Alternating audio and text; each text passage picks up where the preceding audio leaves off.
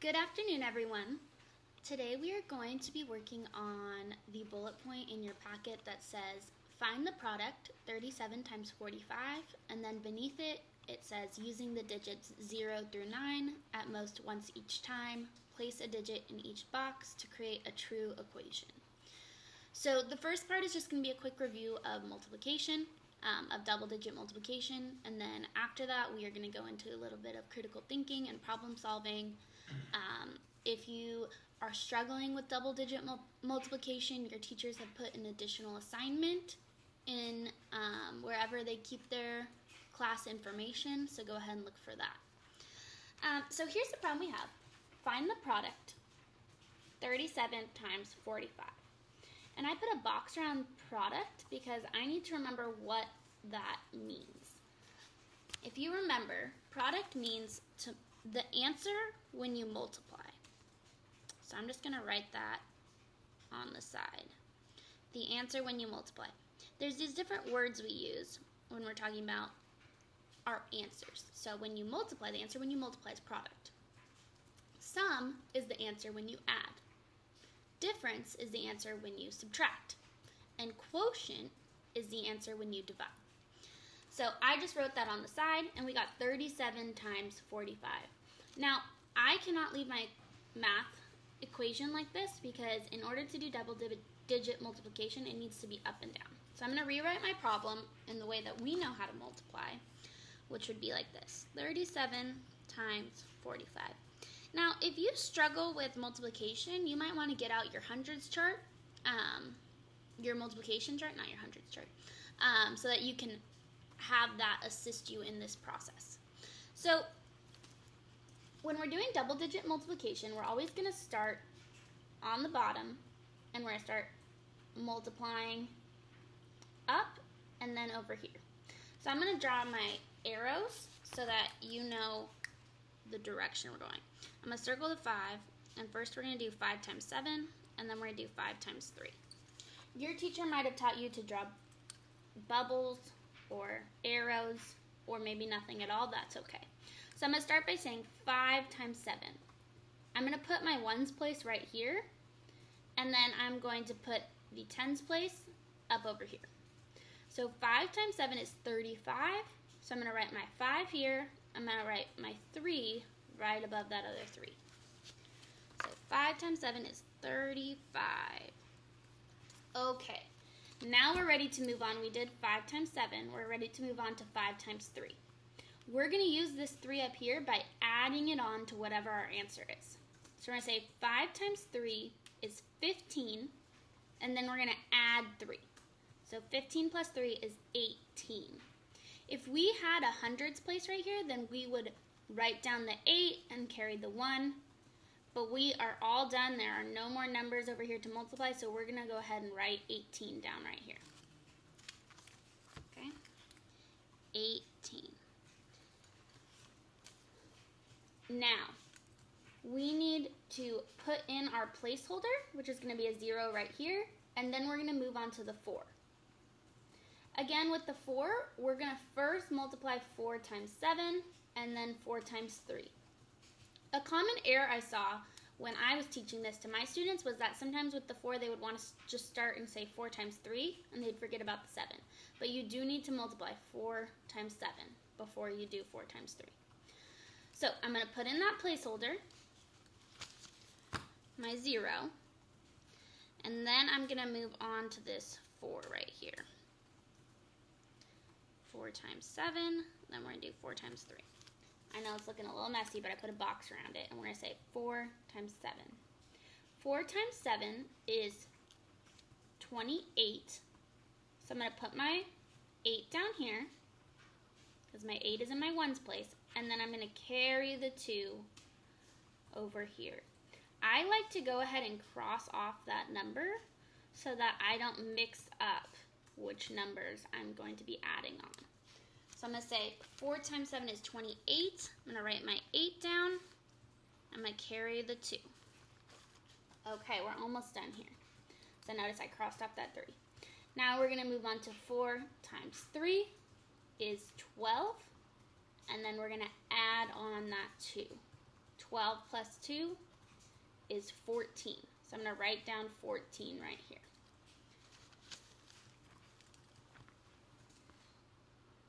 Okay, so we have two numbers now. We have 185 and we have 1,480.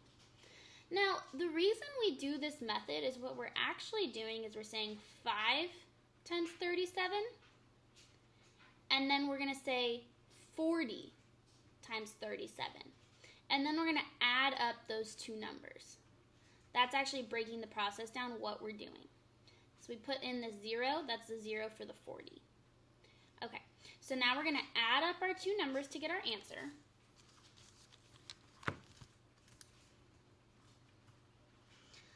And we got 5 plus 0 is 5. 8 plus 8 is 16. Now, when I did 8 plus 8, I can't just write 16. I need to write my ones place and carry the 1. I need to regroup.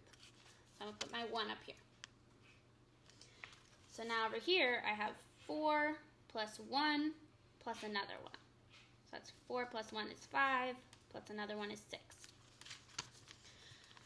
And then we have 1 on the end plus nothing above it would just be 1. So our answer is 1,665. Okay.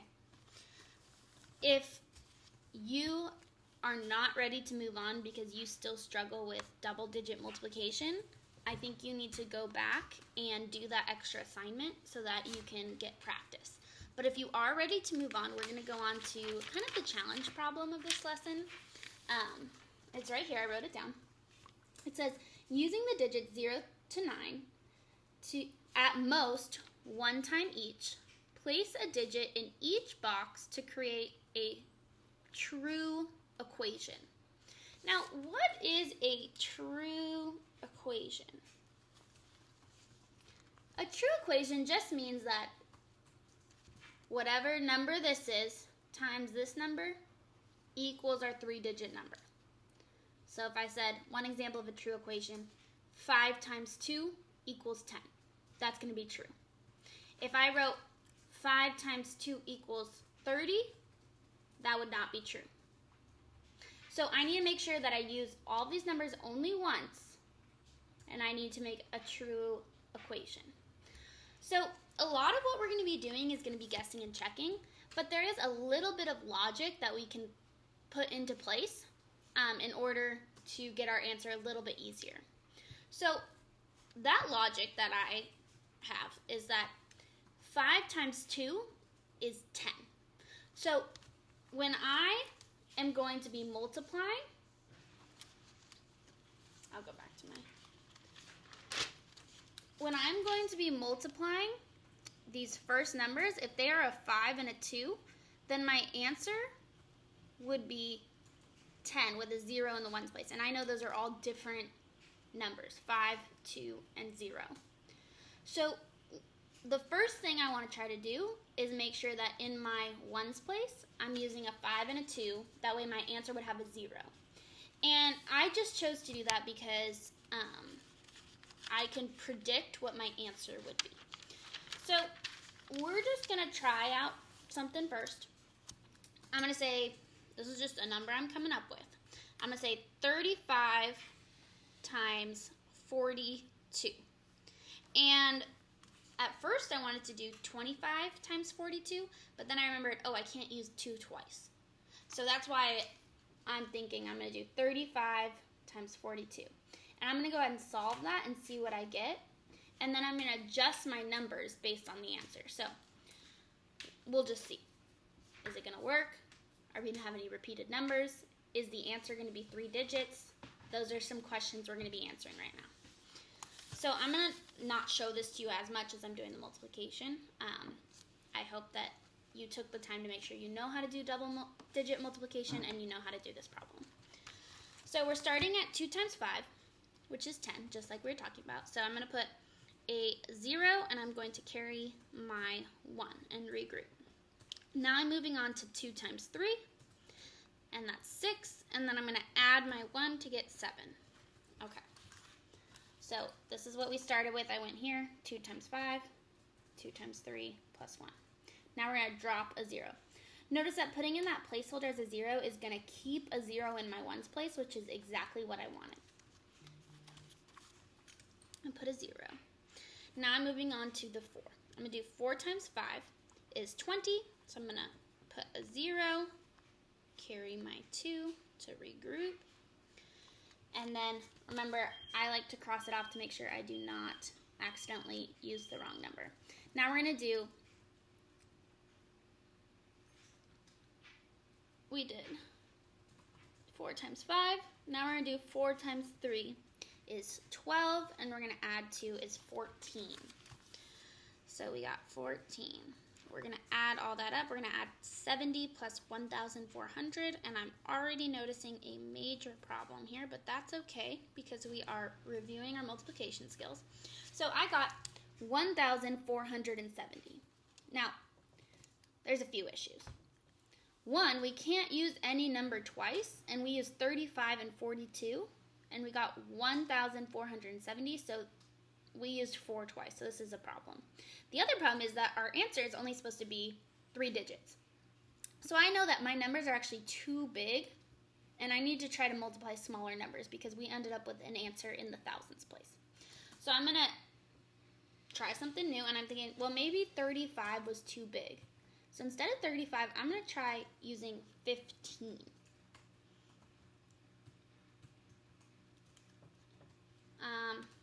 Actually, I'm going to change my mind. I'm going to keep my 35. Instead of 42, I'm going to try 12. So I just think that would be a little bit better because my 40 is bigger. So I want to try doing a smaller number than that. So I'm going to try again. I'm going to say 35 times 12.